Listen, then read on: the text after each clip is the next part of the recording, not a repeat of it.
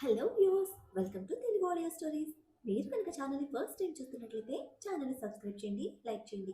అలానే ఈ స్టోరీపై మీ విలువైన ఒపీనియన్ని కామెంట్ రూపంలో తెలియచేయండి. ఇక కథలోకి వెళ్దామా? వీడియో చూస్తున్నందరూ కింద కనిపిస్తున్న హైప్ ఆప్షన్కి వీడియోని ఎంకరేజ్ చేయండి.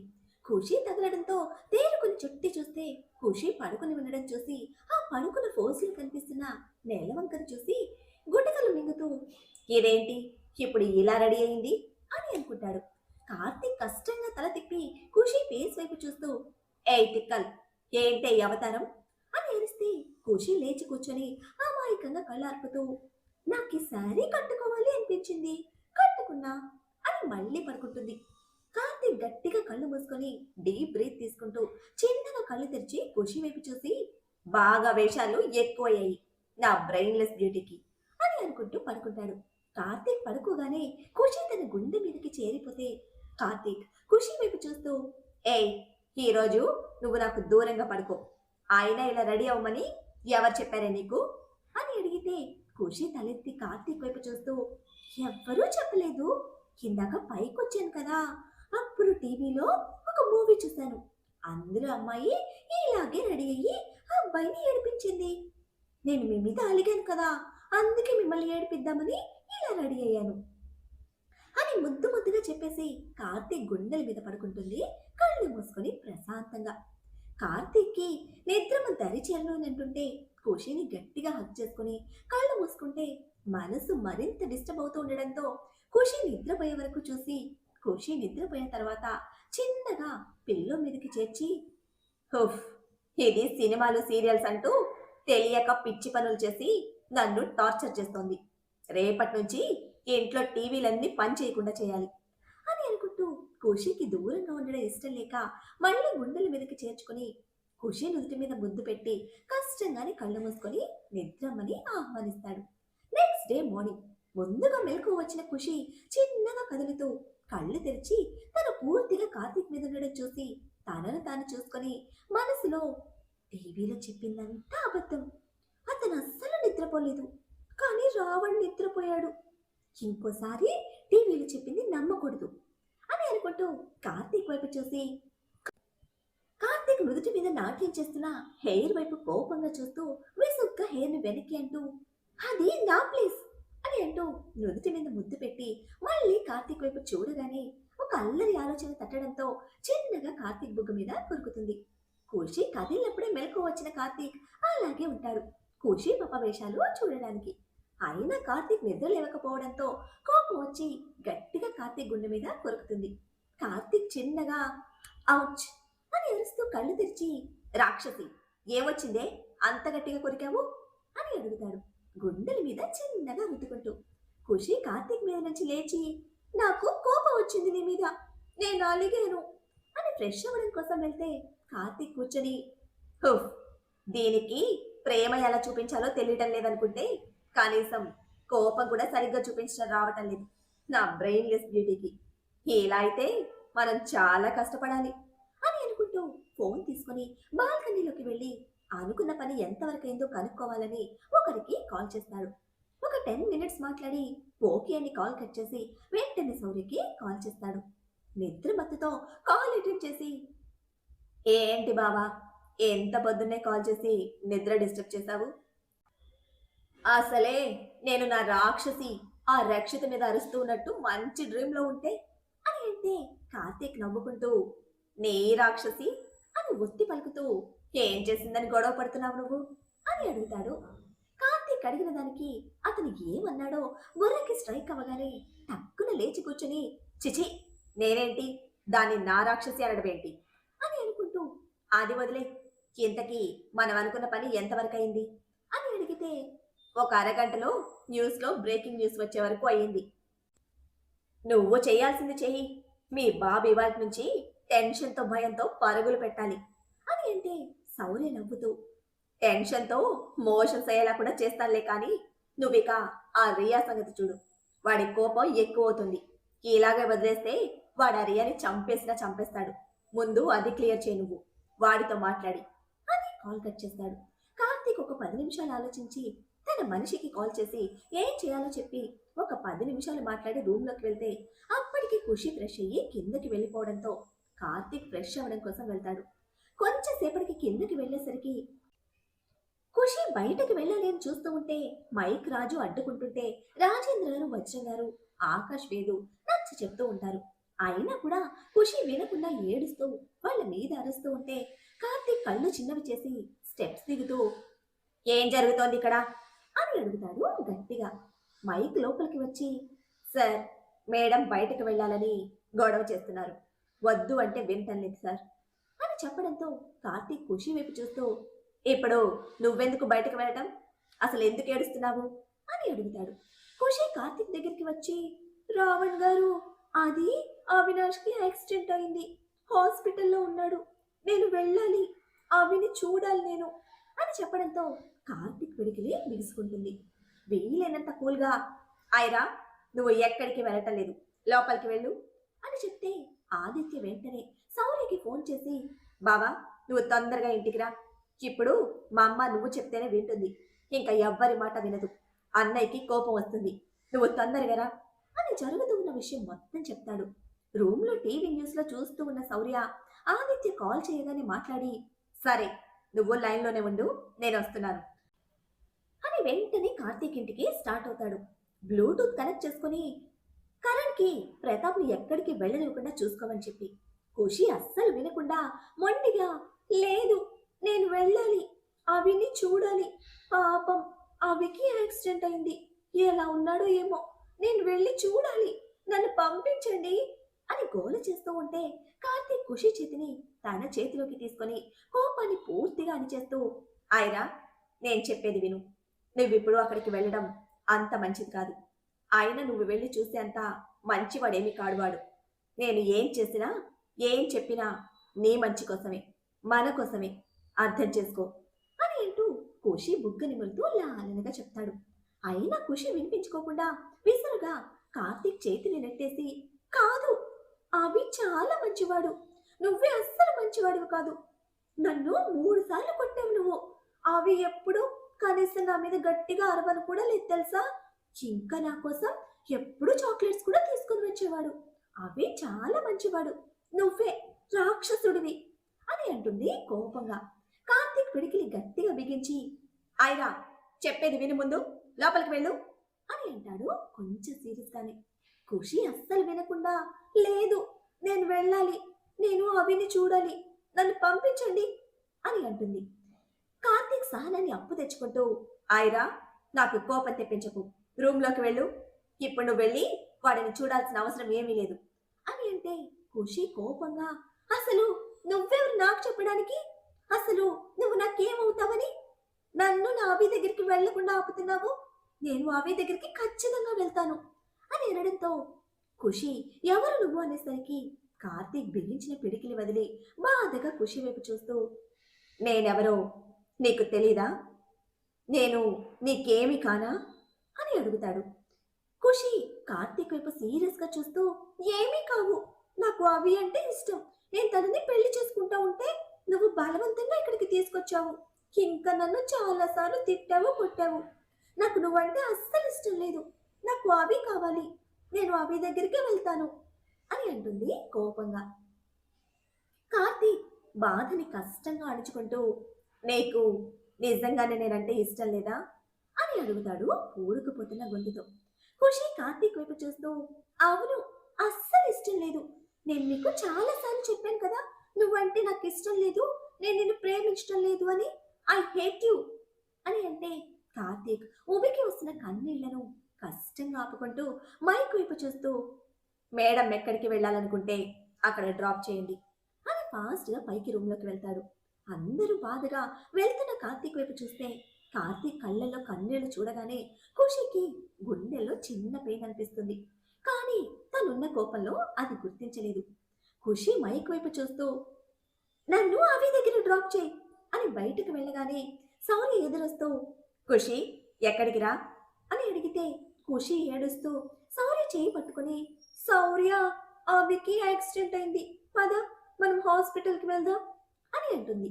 సౌర్య ఖుషి చేయి పట్టుకుని లోపలికి తీసుకుని వెళ్తూ ఖుషి, వాడి కోసం నువ్వు వెళ్లాల్సిన అవసరం లేదు, పద లోపలికి అని అంటే ఖుషి శౌర్య చేతిలో నుంచి చేతిని వెనక్కి తీసుకొని, లేదు, నేను ఆవి దగ్గరికి వెళ్ళాలి అని అంటుంది. శౌర్య కాస్త నెమ్మదిగా, ఖుషి, చెప్పిన మాట విను తల్లి, మేము ఏం చేసినా నీ మంచి కోసమే అని అంటే, ఖుషి వినకుండా, కాదు, మీరు అస్సలు మంచివాళ్ళు కాదు, ఆ రావణ్ కూడా రాక్షసుడు, నన్ను టార్చర్ చేస్తున్నాడు అంటుంది కోపంగా. శౌర్య కోపాన్ని అదుపు చేసుకోలేక లాగి పెట్టి కొడతాడు ఖుషిని. ఖుషి 2 అడుగుల దూరంలో పడి చెంప మీద చేయి పెట్టుకుని భయంగా శౌర్య వైపు చూస్తే, శౌర్యని ఎప్పుడు కొంచెం కోపంగా ఉండడం కూడా చూడని ఖుషి ఇప్పుడు అంత కోపంగా ఉండడంతో, ఇంకా చెయ్యి కూడా చేసుకోవడంతో భయంతో వణుకుతుంది. శౌర్య సీరియస్ గా ఖుషి వైపు చూస్తూ, ఎవరే నిన్ను టార్చర్ చేస్తోంది? అసలు ఇప్పుడు నువ్వు నేను బతికున్నావంటే కారణం నువ్వు రాక్షసుడు అంటున్న వాడే. మన కోసం వాడన్ని ఇష్టాలను సంతోషాలను వదులుకొని కన్న వాళ్ళని కూడా పోగొట్టుకొని ఒక కూలివాడిలా కష్టపడుతున్నాడు. ఇంత ఆస్తి అంతస్తు ఉన్నవాడు ఏ రోజు వాటిని అనుభవించలేదు. వాడు సంపాదిస్తూ ఉన్న ప్రతి రూపాయి 5 భాగాలు చొప్పున నీకు, నాకు, ఆదికి, ఆకాష్కి, వేదుకి ఇస్తున్నాడు. ఆర్ఐ ఇండస్ట్రీస్ చైర్మన్ నువ్వు. వాడు జస్ట్ సీఈఓగా శాలరీ మాత్రమే తీసుకుంటున్నాడు. మన కోసం వాడు కష్టపడుతున్నాడు. ఇప్పటి వరకు మనల్ని చదివించింది కూడా వాడే.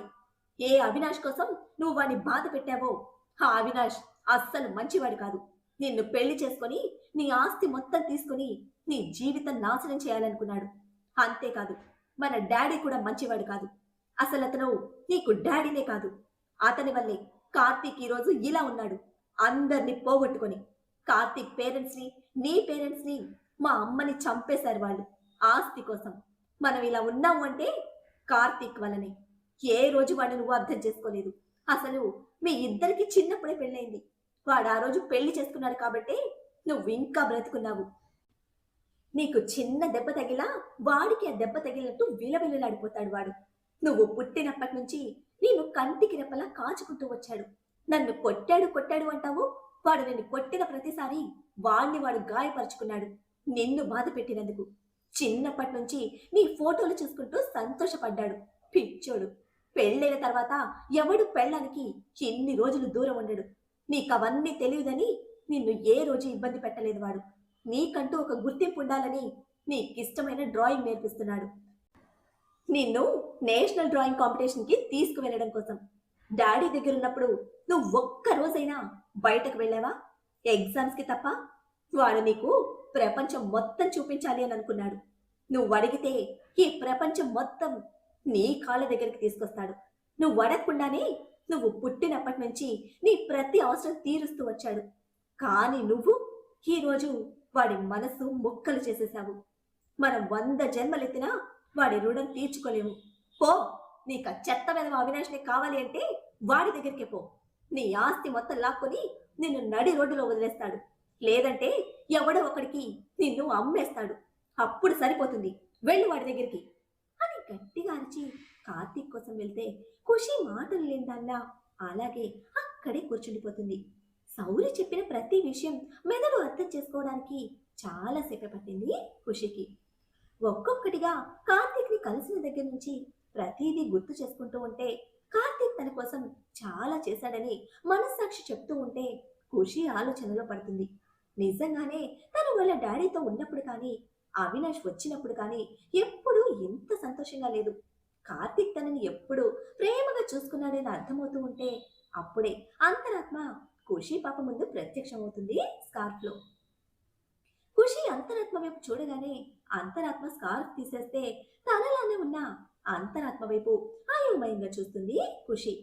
అంతరాత్మ నవ్వుతూ, నేను ఎవరో కాదు, నీ అంతరాత్మని, నీ మనసుని. నువ్వు నీ రావణ్ణి ప్రేమిస్తున్నావు. ఇన్ని రోజులు అది తెలుసుకోలేకపోయావు. నువ్వే ఆలోచించుకో. నువ్వు నీ రావణ్ దగ్గర ఉన్నట్టు ఎవ్వరి దగ్గర లేవు. నీ రావణ్ దగ్గర ఎంత అల్లరి చేస్తావు, అలుగుతావు, కోపం చూపిస్తావు, బాధపడతావు, ఏడుస్తావు, నవ్వుతావు, సంతోషంగా ఉంటావు. ఇలా మన ప్రతి ఎమోషన్ని మనం ప్రేమించిన వాళ్ళ దగ్గర మాత్రమే చూపించగలం. ఆలోచించుకో, నీకే అర్థమవుతుంది. నీ తిక్క నీ రావణ్ణి చాలా ఇష్టంగా భరిస్తాడు. భరించడం కాదు, చాలా అపురూపంగా చూసుకుంటాడు నిన్ను. రావణ్ గుండె చప్పుడు వినకుండా నీకెందుకు నిద్ర పట్టడం లేదో ఆలోచించు. రావణ్ నీతో ఉన్నప్పుడు నీ మనసు ఎంత సంతోషంగా ఉందో ఆలోచించు. నీ రావణ్ణి ఇంకొకరు ముట్టుకుంటే నీకెందుకు కోపం వచ్చిందో ఆలోచించు. ఇప్పటికైనా నీ మనసులో నీ రావణ్ మీద ఉన్న ప్రేమని గుర్తించు అని చెప్పి మాయమవుతుంది అంతరాత్మ. ఖుషి తనకి బాగా ఊహ తెలిసిన దగ్గర నుంచి ప్రతిదీ గుర్తు చేసుకుంటుంది. నిజమే, తను కార్తీక్ దగ్గర ఉన్నట్టు ఎవ్వరి దగ్గర లేదు. ప్రతాప్ ఆనంది గారితో ఎలా ఉంటాడో తెలుసు ఖుషికి. ఎన్నోసార్లు కొడితే ఆనంది గారు రూమ్ లో కూర్చొని ఏడవడం చాలా సార్లు చూసింది తను. అడిగితే ఏం కాలేదు, భర్తలు ఇలాగే కోపం చూపిస్తూ ఉంటారు, నువ్వు ఇవేమీ పట్టించుకోకు, నువ్వు నీ రూమ్ లోనే ఉండు, మీ నాన్న బయటకు వెళ్లే వరకు అని చెప్పేవారు. ఇంకా ప్రతాప్ తనతో ఏ రోజు సరిగ్గా మాట్లాడింది లేదు. మాట్లాడితే కోపంగా సమాధానం చెప్పేవాడు, లేదంటే విసుగ్గా అక్కడి నుంచి వెళ్ళిపోయేవాడు. ఏ రోజు ప్రేమగా ఒక్క మాట మాట్లాడింది లేదు. తన అవసరాలు తెలుసుకున్నది లేదు. ఎప్పుడు తనకి కావాల్సినవి ఆనంది గారే తీసుకొని వచ్చేవారు. అది కూడా కార్తీక్ పంపించడం వల్ల అని ఇప్పుడు అర్థమైంది ఖుషికి. కార్తీక్ దగ్గరికి రానంత వరకు వర్షం పడితే భయంగా ఏడుస్తూ పడుకునేది. ఎక్కువ సార్లు తెల్లవారేసరికి జ్వరం కూడా వచ్చేది. కానీ ఇప్పుడు కార్తీక్ దగ్గర ఉన్నప్పుడు కూడా ఒక 4 సార్లు వర్షం పడింది. కానీ అసలు ఆ విషయం కూడా తెలియనంత సంతోషంగా కార్తీక్ గుండె చప్పుడు వింటూ గాఢ నిద్రపోయింది ఖుషి. ఇవన్నీ ఆలోచిస్తున్న తనకి అర్థమవుతూ ఉంది ఇప్పుడు, తను కార్తీక్ ని ప్రేమిస్తోంది అని, ఇంకా కార్తీక్ తనని ప్రాణంగా మార్చుకున్నాడని. అవును, నేను నా రావణ్ణి ప్రేమిస్తున్నాను, కానీ ఇన్ని రోజులు అర్థం చేసుకోలేదు నేను అని తనకి అర్థమైన మరుక్షణం కార్తీక్ కోసం పరుగులు పెడుతుంది పైకి రూమ్లోకి. పైన రూమ్లోకి వెళ్ళిన కార్తీక్ పర్సనల్ రూమ్లోకి వెళ్ళి ఒక దగ్గర గోడ కానుకొని కింద కూర్చొని ఆగనంటూ వస్తున్న కన్నీళ్లను కష్టంగా ఆపుతూ ఎటు చూసినా కనిపించిన ఖుషి ఫొటోస్ వైపు చూస్తూ ఉండిపోతాడు మౌనంగా. సౌర్య కార్తీక్ దగ్గరికి చేరుకుని చలనం లేనట్టు కూర్చొని ఉన్న కార్తీక్ ని ముట్టుకోవడానికి కూడా ధైర్యం చాలక కాస్త భయం తగ్గించుకొని కార్తీక్ భుజం మీద చేయి వేసి కదిలిస్తాడు. కార్తీక్ ఉలుకు పలుకు లేకుండా, అసలు స్పర్శే లేనట్టుగా ఉంటే సౌర్య ఏడుస్తూ కార్తీక్ పక్కనే కూర్చొని సైడ్ హగ్ చేసుకొని, రే రావణ్, ఏదో ఒకటి మాట్లాడరా, అది చిన్నపిల్ల, ఏదో తెలియక అలా మాట్లాడిందిరా అని అంటే కార్తీక్ మౌనంగా ఒకసారి సౌర్య వైపు చూసి మళ్ళీ ఖుషి ఫొటోస్ వైపు చూస్తూ, నన్ను కొంచెంసేపు ఒంటరిగా వదిలే సౌర్య అని అంటాడు చిన్నగా. సౌర్య బాధగా కార్తీక్ చేతిని తన చేతిలోకి తీసుకొని, రే బావా, అది చిన్న పిల్లరా, నీ గురించి తెలియక అలా మాట్లాడింది, అలా అని నేనేమి ఖుషిని సమర్థించటం లేదు, నువ్వు బాధపడుకురా, నిన్నిలా చూడటం నాకు చాలా కష్టంగా ఉంది అని అంటాడు చెంపల మీద జారుతున్న కన్నీళ్లతో. కార్తీక్ సౌర్య చేతిలో నుంచి తన చేతిని వెనక్కి తీసుకొని, ఆయిరా అన్నదని నాకేమీ బాధ లేదు సౌర్య, నా బ్రెయిన్లెస్ బ్యూటీ నన్ను కాక ఇంకెవరినంటుంది చెప్పు అని అంటాడు చిన్న నవ్వుతో. కాకపోతే హైరా ఎవడినో నావాడు అని అనటం కొంచెం కష్టంగా ఉందంతే, తనకివన్నీ తెలియవు కదా, ఎవరు మంచిగా 4 మాటలు చెప్తే అదే ప్రేమ అని అనుకుంటుంది, వాళ్ళనే ఇష్టపడుతుంది. తన స్వచ్ఛమైన మనసుకి తనకి ప్రపంచంలో ఉన్న స్వార్థం, కుళ్ళు, మోసాలు తెలియవు. నేను కొట్టాను కాబట్టి నన్ను రాక్షసుడు అనుకుంది, అంతే. నువ్వెళ్ళు, నాకు కాసేపు ఒంటరిగా ఉండాలనుంది, కొంచెం సేపటి తర్వాత నేనే వస్తాను, ముందు నా ఐరాన్ని కొట్టినందుకు తనకి సారీ చెప్పి వెళ్ళు అని అంటాడు చిన్న స్మైల్తో. సౌర్య కోపంగా చూస్తూ, రే, ఎంత జరిగినా తను అన్ని మాటలన్నా నన్నే సారీ చెప్పమంటున్నారా, పోరా, నువ్వు ఎప్పుడు ఖుషి పార్టీనే, నేను అలిగాను అని అంటాడు కార్తీక్ చిన్న నవ్వు చూసి. అప్పటి వరకు ఉన్న బాధ తగ్గించుకుంటూ కార్తీక్ ని నవ్వించడానికి కార్తీక్ సౌర్య వైపు కేర్లెస్ గా చూస్తూ, పోరా, నువ్వు అలిగితే ఎవ్వడికి నష్టం లేదు అని అంటే కార్తీక్ పైకి ఎలా ఉన్నా లోపల ఎంత బాధపడుతున్నాడో సౌర్యకి అర్థమవుతూనే ఉంది. అప్పుడే ఖుషి గొంతు వినిపిస్తుంది, రావణ్ అంటూ గట్టిగా. కార్తీక్ కోసం పరుగున వచ్చిన ఖుషికి కార్తీక్ రూమ్ లో కనిపించక రావణ్ అని గట్టిగా పిలుస్తూ ఉంటే సౌర్య కార్తీక్ వైపు చూసి వెళ్లి పర్సనల్ రూమ్ డోర్ ఓపెన్ చేస్తాడు. గోడ పక్కకు జరిగి చప్పుడుకి ముందుకు వంగి మోకాళ్ళ మీద చేతులు పెట్టుకుని ఆయాసపడుతూ రావణ్ రావణ్ అని పిలుస్తూ ఉన్న ఖుషి తల తిప్పి చూస్తుంది. అక్కడ తనకు రూమ్ ఉంది అని ఎన్ని రోజులు తెలియని ఖుషి ముందు షాక్ అయినా అదేమీ పట్టించుకోకుండా కార్తీక్ లోపలే ఉంటాడు అని అనుకుని లోపలికి వెళ్తుంది. అడ్డుగా ఉన్న శౌర్యని పక్కకు నెట్టేసి కింద పడబోతూ నిలదొక్కుని లోపలికి వెళ్ళిన ఖుషి వైపు గుర్రుగా చూస్తూ ఉంటే అప్పుడే అందరూ లోపలికి వస్తారు. ఒకరి తర్వాత ఒకరు పర్సనల్ రూమ్ లోకి వెళ్తారు. కార్తీక్ ఎలా ఉన్నాడు అని కంగారుగా శౌర్యని తోసుకుంటూ. కార్తీక్ అందరి వైపు కోపంగా చూస్తూ కింద పడిపోతూ గోడని సపోర్ట్ పట్టుకుని నిలబడితే లోపలికి వెళ్ళిన ఖుషి గోడ మీద ఎక్కడా ఖాళీ లేకుండా ఉన్న తన ఫోటోస్ వైపు చూస్తూ ఉంటే అన్నిటికంటే ముందు ఖుషి చూపు చిన్నప్పుడు పెళ్లి ఫోటో మీద, దాని పక్కనే పెళ్లి ఆపి తన మెడలో తాళి కట్టిన ఫోటో మీద నిలుస్తుంది.